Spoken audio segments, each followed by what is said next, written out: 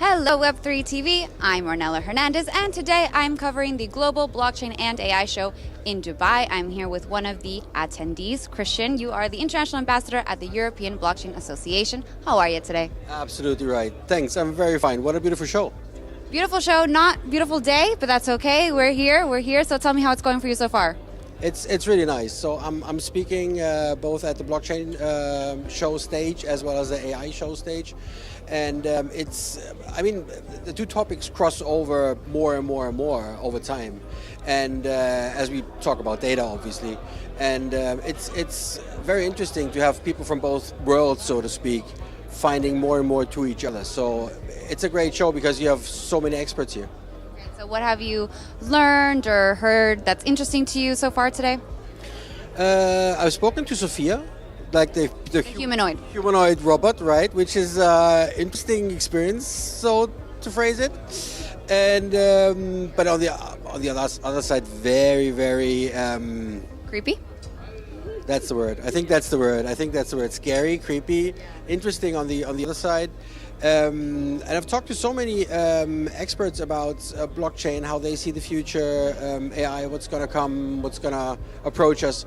So yeah, it's all in all a great day. So I've actually interviewed Sophia's sister. Her name is Desdemona. She's a pop star. Also a very unsettling experience. That was my most memorable interview of last year for sure.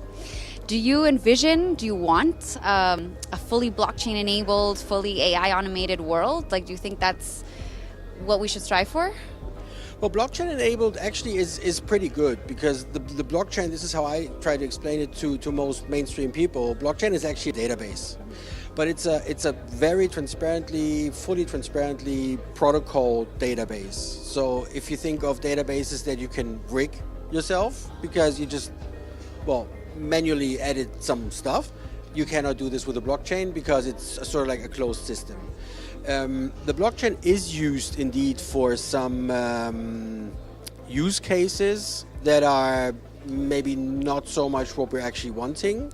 Not mentioning examples not to bring people onto something, but in the end, it's a great tech tool for the sake of transparency, for the sake of protocoling it the right way. Do we want a fully automated AI world? I'm not so sure because if you have an electric vehicle, for example, and the electric vehicle runs on an AI, you could basically give that AI the command to stop that vehicle for certain reasons while you actually want to keep on driving. So this is one example of where we see the dark side of the tech world. But on the other hand, if you see how easily and how greatly you can enhance through automation your daily business, it's a great tool. Talking about LLMs and chat GPTs that we talk about right now, while AI itself as a disciplined family is 30 years old. Definitely. So, Christian, what about your role in all this? Like, what do you do on a day-to-day basis at the European Blockchain Association? So I'm the international ambassador, which means I'm trying to educate people on blockchain, but also on AI now, on the crossroads of it as well. And so we helped set up the Liechtenstein Blockchain Act, which was quite a big deal at that time. Not only for Liechtenstein, but for blockchain and blockchain industry in general. When was this? 2017. And for that reason, so many companies, regulators were approaching us and like, well, can you help us out? Because obviously that is a great framework. It's used as let's call it standard framework throughout 80% of the regulators who then put their regional regulation parts on top of it. And for that reason, it's I'm known in the region, I would say, as the guy that brings this reputation of setting up having helped set up this standard framework. And for that reason, so many companies who want to get regulated here in Dubai, in ADGM, for example, ask us first, like, what do you think we should have as precautions to then be regulated? Right. Following the model of Europe. All right, so what are the priorities right now? What are you guys focusing on? Are there certain states or certain regions or certain topics that you're looking at the most when it comes to regulation? So we just, when we talk about AI and how should it influence our life, we just included in the research teams for the EU AI Act, which is sort of like a blockchain act, but for AI.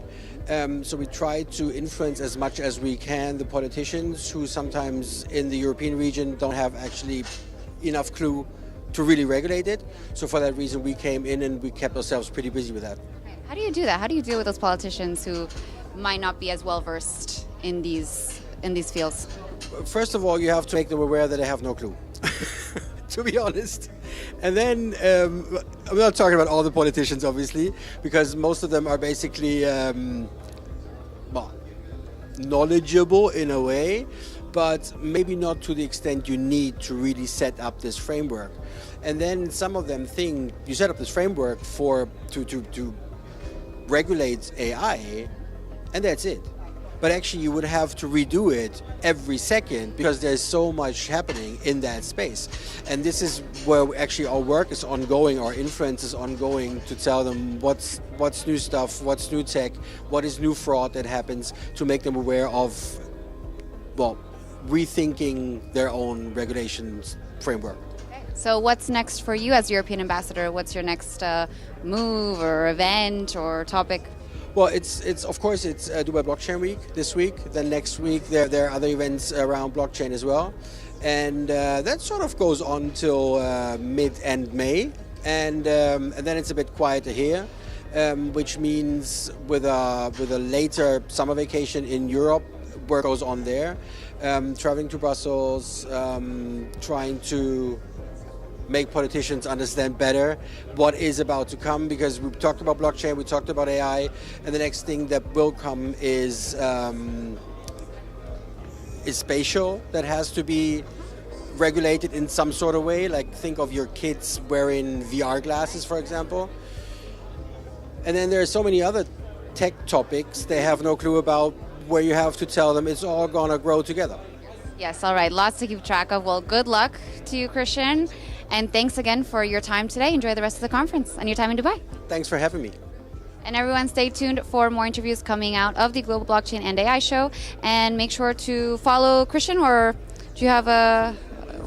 On at the ChrisWiz, basically everywhere. There you go. Thanks, guys.